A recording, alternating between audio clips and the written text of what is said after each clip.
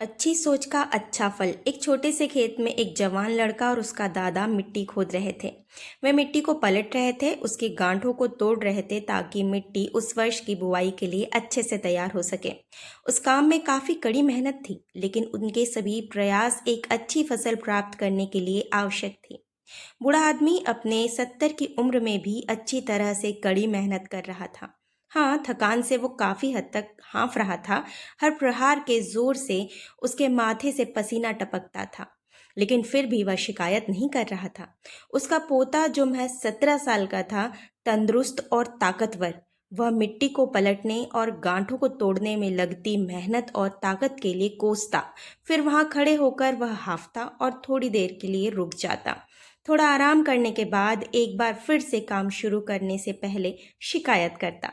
थोड़ी देर बाद युवा पोता देखता है कि उसके दादाजी ने जितना काम कर जमीन को तैयार किया, वो खुदने की तैयार की जमीन से बहुत ज्यादा है। दादाजी, जब आप इतने बूढ़े हो फिर भी आपने मुझसे अधिक काम कैसे किया? पोता ने अपने दादाजी से पूछा। दादाजी ने उसे जो जवाब दिया उसकी उसे उम्मीद नहीं थी। जब हम किसी काम को मुश्किल मानते हैं और उसके बारे में ज़्यादा सोचते हैं तो सच में मुश्किल हो जाता है, और हम बिना सोचे जब उसे करते हैं और करते ही रहते हैं तो वह आराम आसान हो जाता है। पोता थोड़ा अचंभित हो जाता है, इसलिए दादाजी अपनी बात जारी रखते हैं। जब हम अपना समय यह सोचने में बिताते हैं कि कोई काम कितना कठिन है और अभी कितना सारा काम बाकी है, तब हमारा मन बहाने बनाने लगता है। इन सभी चीज़ों के बारे में सोचना, अपने स्वयं के विचारों के बवंडर में फंसना ही उस काम को हमारे लिए बहुत ज़्यादा कठिन बना देता है। इसलिए समझदारी इसी में है कि वास्तविक रूप में पहली बार में शारीरिक कार्य किया जाए।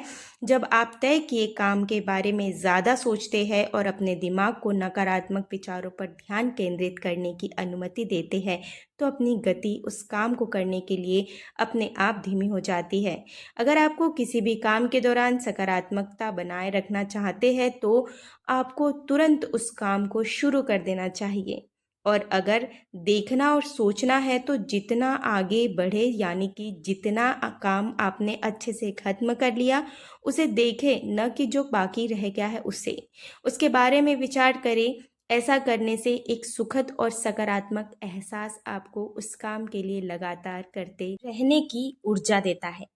यानी इस कहानी से हमें सीख मिलती है कि हमें हमारा काम बड़ा नहीं बल्कि आराम से करना चाहिए, आसानी से करना चाहिए। अगर आपको हमारा वीडियो पसंद आता है तो इसे लाइक करें, शेयर करें और हमारे चैनल को सब्सक्राइब ज़रूर करें।